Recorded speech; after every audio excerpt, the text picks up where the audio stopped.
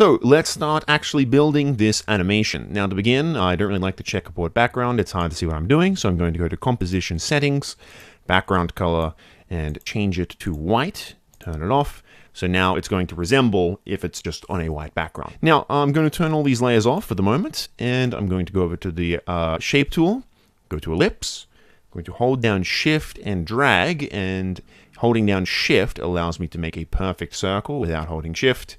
Here it's more of an elliptoid. Do Control-Alt-Home to put it in the center. Then I'm going to go over to the Align tab down here and align it in the middle where I need to. And actually I'll turn these back on just to get the color reference. I'm going to go over to here to Fill. I'm going to change this to the middle color here. So like I said, I want to make sure I've got the anchor point where I want it. So I'm going to use the Pan Behind tool, hold Control, and that allows me to lock it to down here, because we want this ball to bounce. So it makes more sense for the scale for when we stretch it to be effective from there. It's just going to make it cleaner down the line. So I'm going to go to about 12 frames and hit the position stopwatch. Now for this drop animation, it makes more sense to sort of work backwards to me. So I'm going to set the resting keyframe here, go backwards maybe 5 frames, go up a little bit, hold Shift to lock it to a plane. So maybe up a little bit, go back a few frames, drop it down a little bit, more over here, and then go to the very beginning and pop it out of frame. And now if we play that back, we have a very simple bouncing animation. Now it's not great at the moment, it's a bit stiff, so a way to make this just a bit more punchy is you can hit F9, and this puts easy ease keyframes all over. So basically what this is, if we look at the speed graph here, we can see these nice loops. This is the slow in, slow out mode from the 12 principles. So that's already looking pretty good. As you can see, we've sort of got these, you've got the follow through here of when it bounces, it overshoots a little bit here before coming to its rest. It doesn't just come to its complete stop. Now it's very subtle, and you don't really notice it when you watch it, but you definitely feel it. And that's what a lot of the time the 12 principles are. You don't notice it, you feel it. So we can make this even more, is we can add some squash and stretch. So let's hit the S scale to bring up the scale position, hit the stopwatch to create a keyframe, and then hit U. And if you hit U on a layer, you can see all of the keyframes that you have currently on that layer. Also just realized I'm going to rename this because it's bothering me. An important thing to keep in mind about squash and stretch, particularly when it comes to scale, is that most of the time objects need to maintain their volume. So let's say for squash, let's make it a little exaggerated so we can see it. Let's do 125. So then here we need to drop 75%. So let's go to 75. And so now you see what I mean, it maintains its volume. So this is a bit more exaggerated in my example, but let's go ahead and animate this. So as it reaches the top, it would sort of go the opposite direction. Again, that sort of follow through. So let's say now this one shoots to 110, and this one goes to 90. So you see as it comes sort of back up, it's now sort of regaining its shape. And as it comes to a rest, it can easily and nicely go back to 100. So if we play that back, you can see we've now got a nice little bouncing ball. So let's go ahead and make this further. Now we're going to begin to have it split apart. Now we've got a bit of a problem with this because I moved the anchor point down to here. If I want to change the scale now, it's always going to be on the side, which is a bit of a problem for what we want to do next. However, thankfully, because this is a shape layer, we can affect the transform properties on the individual shape within here. And if you just click down contents, down to the ellipse, down to the transform, we now have our own new set of transform properties to use, and the anchor point is in the center, which is lovely for what we need. So now let's use a little bit of anticipation to start setting the stage. So let's set our base scale keyframe, and let's go ahead maybe to about a couple seconds. And because this is going to sort of stretch outwards horizontally, maybe we want it to bunch up a little bit vertically before it spreads out like that. So again, we'll delink the scale properties here, and we'll bunch up a little bit in the middle, and we'll increase this out accordingly. So it sort of bunches up a little bit, and we'll hit we'll hit easy ease, F9. And hell, let's even add a very tiny before at the opposite direction, like the tiniest amount, just to add extra punch to it. And now let's go ahead and begin the opposite direction. So let's stretch it out to maybe there, and stretch this down. Even in this splitting section, you want to maintain a volume a little bit. So say at the moment, like this is a little too slow for what I need it to be. But you don't want to go to the hassle of individually moving these keyframes. For this, it's actually not too bad, but say if you had many more keyframes, it'd be too much to like move each individual one. So let's select everything, hold Alt, go to your last keyframe, and then drag it across, and now it'll retime it like so. Now the downside of this is it doesn't lock it to a frame, so you sort of have to go, see it's slightly off there. So you sort of have to manually go in and make sure they align just to be safe. There's more to do here later, but with just the transform properties, now we're going to want to create another layer. So let's again make the ellipse tool, hold Shift, and now we want a new layer for this. So let's go roughly about the same width as here. Yeah, that's pretty good. And let's set it here. And now I want to duplicate this ellipse and put it on this side here. Now you can do this on separate layers, but I like to keep it in the same just because we'll be duplicating it again even later on. So click on the starting circle and hit Alt and square bracket just to trim it so that we're here at the very end. And we want to do the opposite here. Go Alt, open square bracket, and okay, it's a little off, so let's just drag this across, and now it sort of splits like that. So in this point on in building the foundation of this logo animation, what I'm going to be doing is pretty much more of the same. These two ellipses here, let's make a position keyframe and a scale keyframe. That's what we're going to need. And because I had both of these selected at the same time when I hit those stopwatches, when I hit U, they'll be on both, which is good for what we need. Let's drag these over here, and let's set where we want our final position to be. So make sure to click transform here so we can move it. Hold Shift so we keep it on horizontal plane.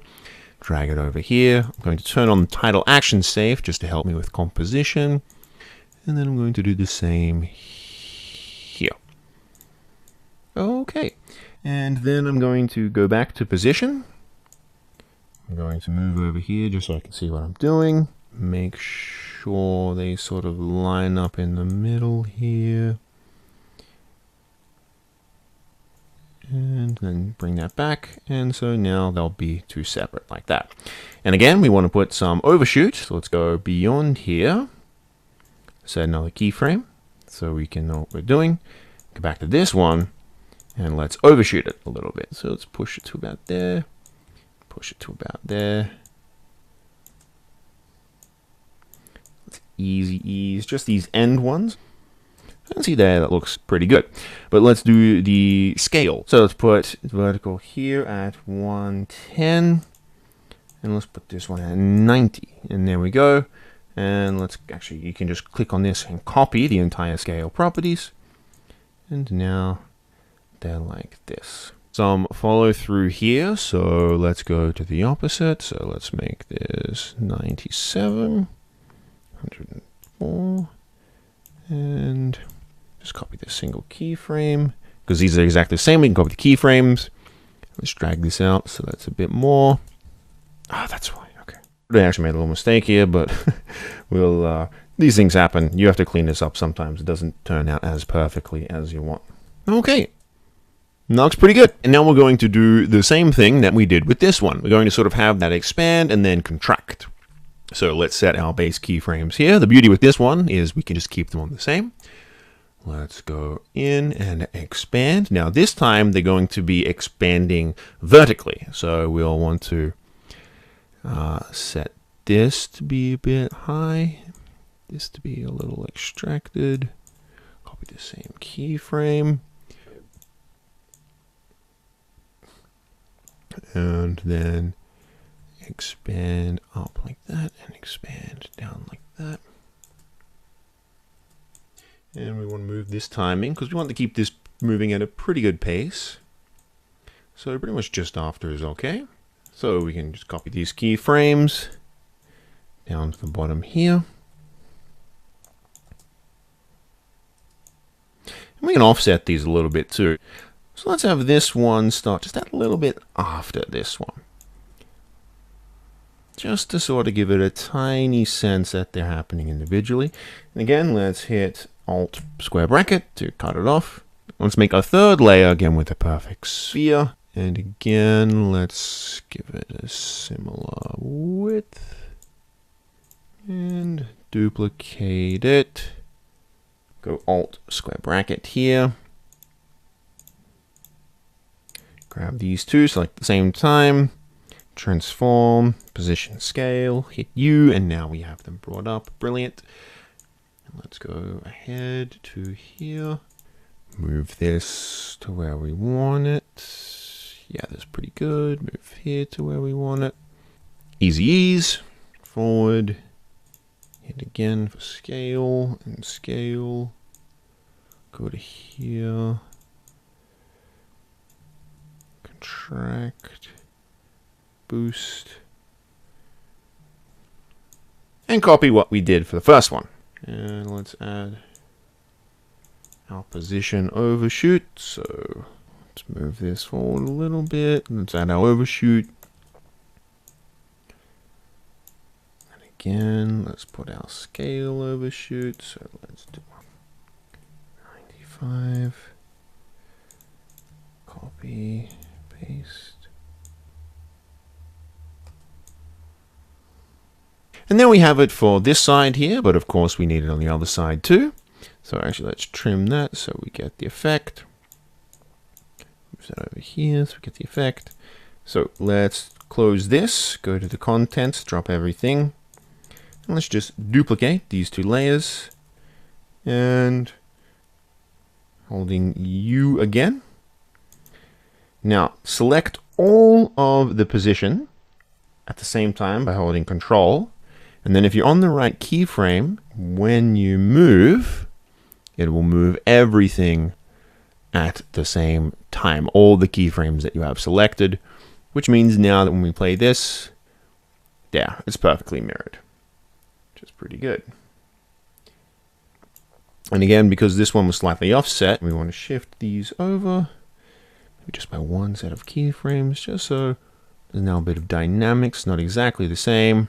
And now we want them to all come to meet in the center. And now here's where I really want them to be different. So hit U, hit something for position on all four.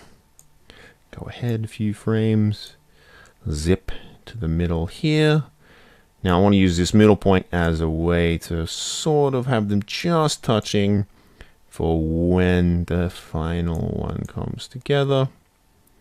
There we go. And now I'm going to just offset each of these by one frame, hitting Alt, the arrow keys. So now they all just come one frame a little off, like that.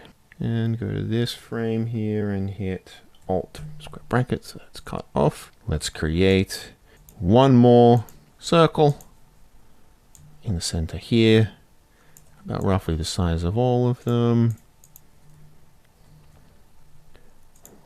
Center, center, Alt square bracket, shift it over. And then I'm going to hit the transform, scale, bring it up over here, scale, scale it down, go over to here, hit it again, move back over, pop it up. And I want this to hold for longer, I don't want this to be bigger before it comes back down. And maybe I don't want this to easy ease, actually. Yeah. And so now if we play it all back, we have the workings, or the startings of what we had before. Now again, my timings aren't exactly perfect. These aren't what I want. So I would go in and I would say, for example, here's too long of a pause. So I would find here and I would drag it all so that it starts earlier. Find the end, bring these across. I'll do the same for here. I want these to start much earlier. Grab all my keyframes and start moving them. Around here. And there we have it. It's starting to come together. And so one last note before we get to the next point is that when these sort of speed together in the middle, if we want to add the sort of like speeding or like those scale keyframes to give it the sense of movement, if we do it at the moment, so let's say with this one, it doesn't work because, you know, now it just goes like this. So we have to finally add some rotation keyframes. So first, let's go ahead and add our scale keyframes. So double hit U, which collapses all the keyframes, and then select all of the ellipse layers here. Go to the transform rotation, so we can add our rotation keyframes to all. Now hit U, we have all our rotation keyframes. What we're going to want to do is when the scale first stops here, let's drag them over here. Let's change the rotation of each one. So let's start with this one. The rotation sort of needs to be like this. So that way when we do it, it'll scale like this. So just a quick note for doing all of these. And so now if we play this back, we can see the beginnings of how everything comes together. It already looks pretty good, even just by using position scale and a tiny bit of rotation. If we look at our animation at the moment, we can see we've got the movement and motions down pretty well, but the shapes still have this kind of rubbery feeling to them. They're not exactly that fluid. So to do this, we're going to go to our first initial starting circle and drop down, go to Contents Ellipse. Now, in order to actually manipulate the shape, at the moment this is just a shape layer, not a path, we need to click on Ellipse Path, right-click, Convert to Bezier Path. And now if we hit G to activate the pen tool, we can manipulate and move around the actual shape of the object itself, which is very, very useful. Let's go into the logo here. Let's first let's find the normal point, which would be about here. And to add a point, click anywhere on the blue circle. So let's click one here, click one down here, click one here, and click one here. You don't have to be that precise, just in the general area is okay. And then right-click down the bottom here. Let's add our keyframe, hit U. So just click on one of these little points and drag down to start buckling it. And let's do the same for the bottom one here. So we create this weird little sponge shape. Now, if you click on one of the points here, you notice we have these little divots. And this controls exactly how curved it is. So we can make this just a little bit more rounded and nicer just by dragging these across here like this. And just spend a bit of time getting it to look exactly the way you want it. And now if we play that back, yeah, it's looking pretty good. So we can see that buckle just adds that little bit more to it. And actually, let's just make it just a little bit more pronounced. Let's really sponge this up. Yeah, that looks good. So let's go and do the same for the two balls here when they split into the balls here. So let's open up the duo circles, go to Contents Ellipse 2, convert to Bezier Path, Ellipse Path 1, convert to Bezier Path. Make a keyframe for both so we can see what we are doing. Hit U so we can see those two keyframes, and let's go ahead. So let's drag this over to where it starts. Let's find it about here. And again, two keyframes. Just doing the exact same thing we did last time. And let's play this back. And you can see it just feels that a little bit more. Now, the reason why I went ahead and did this buckling animation first is that when you add keyframes, they're going to always be there. So let's say, for example, on this one, we didn't do the buckling animation first. And let's say we added the tendrils, and let's say we added a bunch of stuff here. And the path. Let's say we added all the tendrils, did all the stuff, made the shape really, really wonky and crazy. You know, it comes together, retains its normal shape. Then when you try to go and do the buckling animation, you're going to find that you now have too many extra points that you have to deal with and move around. And it's just that little bit more tricky. You certainly can do it, but it takes a lot more effort. This kind of looks like a Pac-Man had a rough day, but yeah. It's much easier to add vertices later after you've done the bigger, simple animations, because it retains everything when you do it. So let's hit U, go back to the start, and let's go just before they're about to settle into their final shape.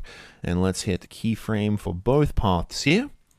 Go to the one here, and let's extend it out a little bit just so we can get an overlap and see what we're sort of doing here.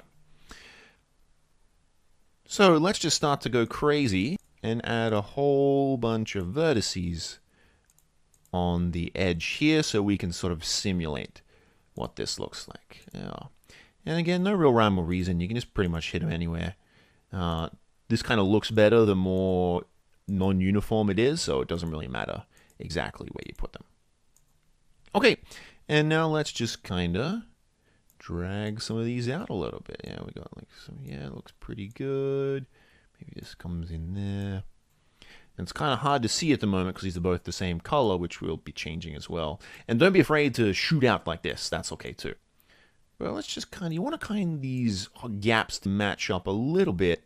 Oh, what did I say? We want these gaps to sort of match up a little bit, but it doesn't have to be exact. Just something in the general vicinity. And let's play this back. And now you can see we have the tendrils. And so then you just go ahead and do the exact same thing on the tendrils here. And so let's play this back. And you can see how just by adding these simple little keyframes and manipulating the shape like that, we've changed how the texture of this shape actually feels. And it just adds that little bit of extra dynamics to it. So, before we do anything, we need to get our old friends over here that we haven't forgotten about and put them into the center. Let's link the rest of these to the middle one here as it's the most easily grabbable and recognizable. So, hold Control to select individual layers together. Let's pick whip to CO3 outlines. Let's hit a position keyframe to mark when it ends at its stop. Let's say, yeah, about over here. And just for now, then let's pop it directly in the center. So now let's grab our ending circle here. Let's go ahead about 3 or 4 frames. We want a little bit of a rest before we get started. Let's add our anticipation, scale up to maybe 115. And let's try to scale it down to roughly the size it's going to be. Actually, yeah, we can move this up a bit. If you select all of the position keyframes at the same time, and then move like this, all of the keyframe information will be altered. So it's going to move in pretty much a straight line like this. So we can put it up to the middle here. And now let's move our outlines above everything so we can see what we are doing. And let's have them start here.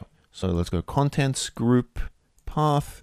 Hit a keyframe, we want to keep it like this. So if you hit this button here, it solos the layer. So everything that you've selected as a solo layer is going to be the only things you can see, which is really helpful for editing something like this. So let's hit use, we have our position keyframes. Let's find our path. Now, doing what we're going to do here, just temporarily for the moment, it'll be easier if it's rotated basically at a 45-degree angle, because it's just much cleaner to use for what we're going to want to do. Let's make this, again, temporarily, let's pop it to 50 so we can see what we're doing. Hitting U, grabbing G for our pen. Hit Shift to select vertices together. And let's drag this into the middle like this. And let's do these. And we're going to essentially create a quasi circle like so. And let's hit 9 easy ease. Let's put the opacity back up. And so now our shape grows outwards like in the original. It's a little too fast though, so let's expand it and let's drag it across. I don't want it to start immediately. Maybe a little bit more. That's good, that's good. Okay, and let's hit Alt square bracket on our ending circle. We don't need it anymore. Now let's begin animating the rest of these on.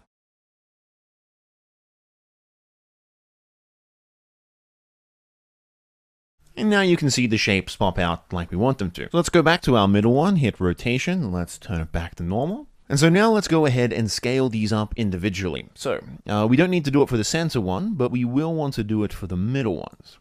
So I'm going to drag these across so I have some time to work with.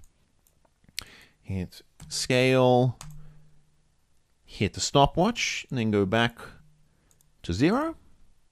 And yeah, let's easy ease this. And actually, I want to change the timing a little bit, so I'm going to drag these across here. And I kind of want this to be just after. I want these to overlap a little bit. I don't want it to be comes to a stop and then starts. So drag that over. And now again, the beauty of scale keyframes, I can just click on scale here, hit C, and paste it for each of the ones. And let's just offset these. So Control Select. Maybe about here is good. And these two, Control Select. And that's looking pretty good. Okay, so that's how you can use the shape and mask path tools within After Effects to manipulate the shape to exactly how you want. So if we go back to our original one here, let's hit U just to hide everything. Click the drop-down menu and navigate through Contents Ellipse and down to Fill. And then simply hit the stopwatch to add a keyframe. And let's do the exact same thing on ellipse number 1 here.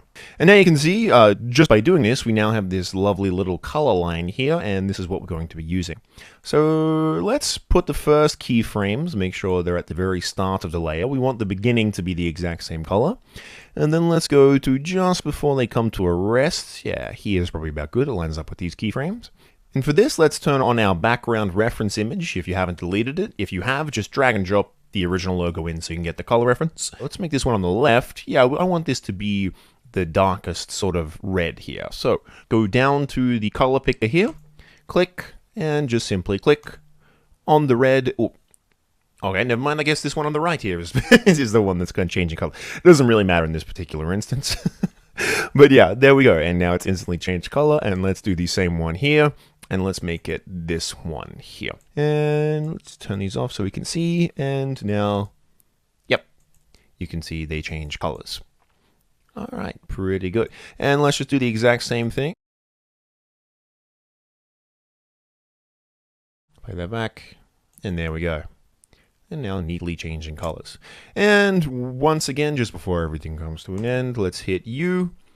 Let's go to the beginning here, make another keyframe for all of these, and this time we'll just extend beyond the end and just change all of these.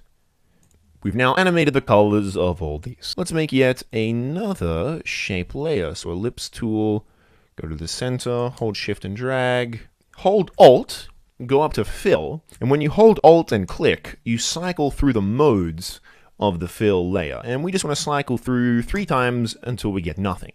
And then again on the stroke, you want to hit until you've got something. And let's just change this color to our orange. Alt square bracket, so we shave this off. Let's drag this over the top here just so we can see what we're doing. First and foremost, let's animate the scale. So we want it to start just as the initial pop happens. So let's go here. Let's put the stroke down to about 30. And let's scale this down here. So let's go to the drop-down menus, Contents, Ellipse, Transform, Scale, hit U so we see what we're doing. And let's just scale this up to maybe about, yeah, that's good. Let's do about 150.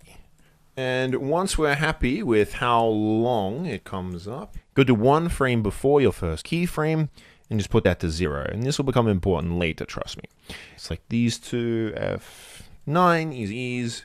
So the way we do this is to animate the strokes width. So in order to do that, go down to Contents, Ellipse, Stroke, and put a keyframe on stroke width here.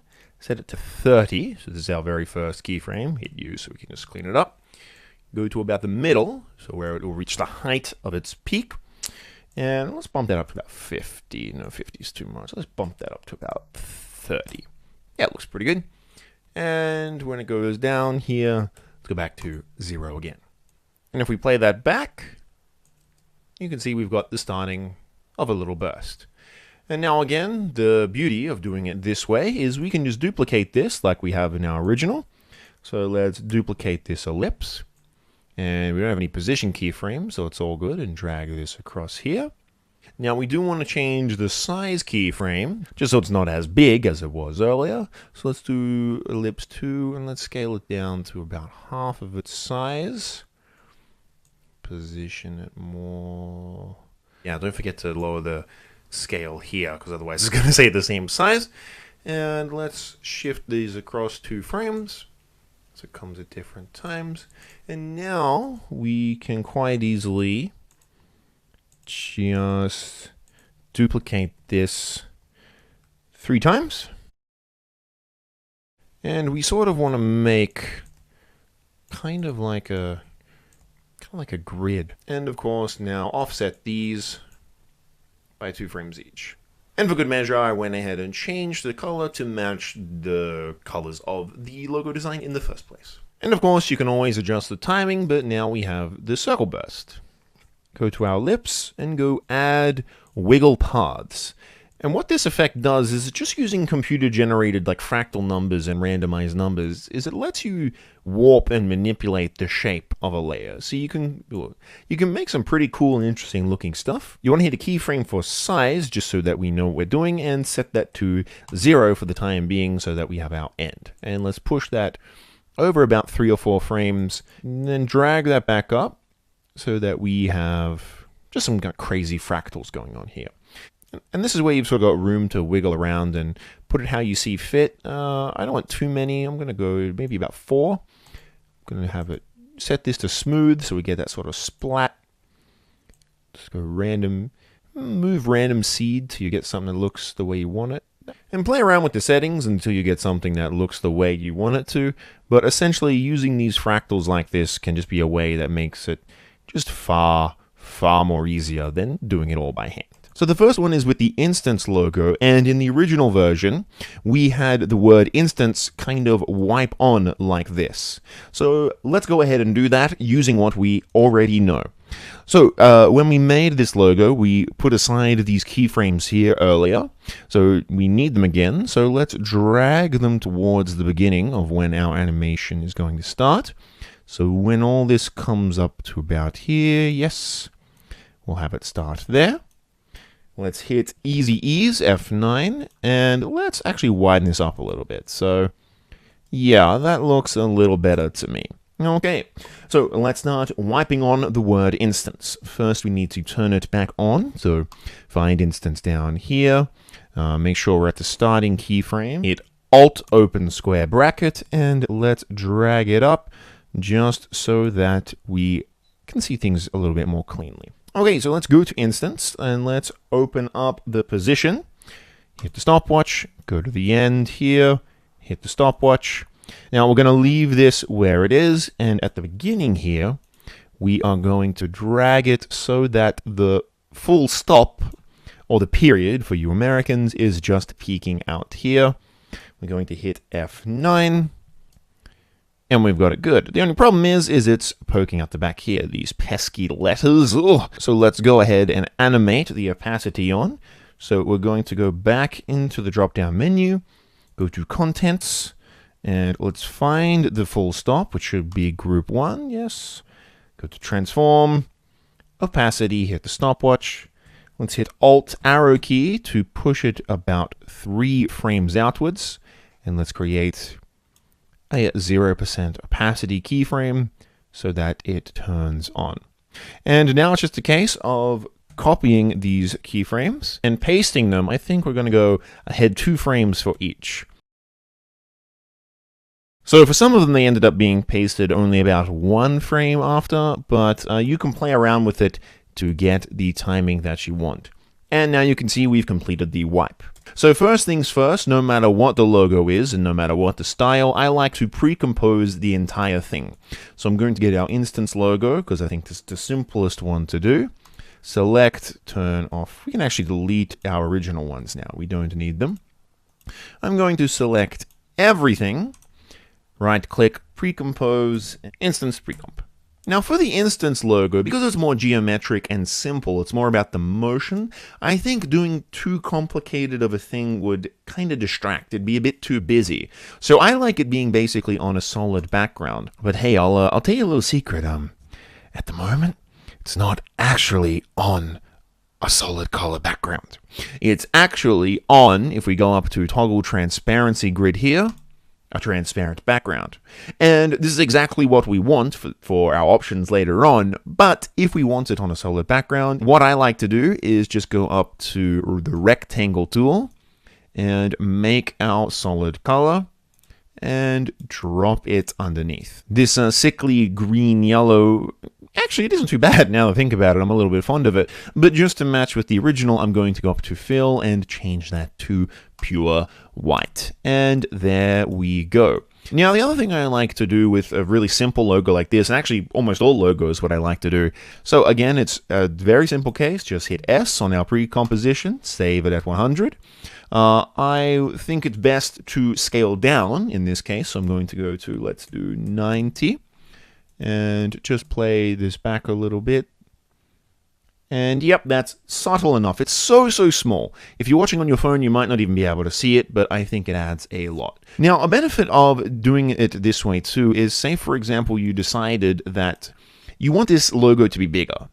But at the moment, with this pre-composition, if we scaled it up, you would start to see artifacts forming. You would lose a little bit of the quality. But never fear, because we can change that with the power of pre-compositions. We just need to hit the little box we hit for continually rasterize before, which will now make everything as crisp as it is in the original composition. Now, this only works if you have vectors just as before, and this can lead to some weird performance issues, especially if you've got a lot going on, and sometimes it messes with the effects. It's not perfect, but for a quick fix solution, and if you don't want to go back in here and change the scale of everything, this way works absolutely perfect. But for now, I'm perfectly happy with that. But let's say we wanted to do something just that little bit extra. For this, you are going to need to source some footage of film grain, which isn't that difficult to do. And this is where the magic of the blending mode comes in. If you've used Photoshop before, you know exactly what the blending mode is. It's basically a way to overlay two images on top of each other. In this instance, pun not intended, I think the best mode to use is multiply. Because multiply is going to tell all the white to be invisible and all the black to stay. So as you can see here, we now have this film grain overlaid over the top, and it gives it a certain different type of quality. In fact, it's a bit too crisp for this quality. So let's say, for example, we want this to be a little blurry. So let's go to Effect, Blur, Gaussian Blur, and let's just add, let's just do something very subtle. Let's just do 3. Actually, let's bump that up even more. Actually, let's do 6. Let's double it. And you can see there already, we've made it look like some old-timey film.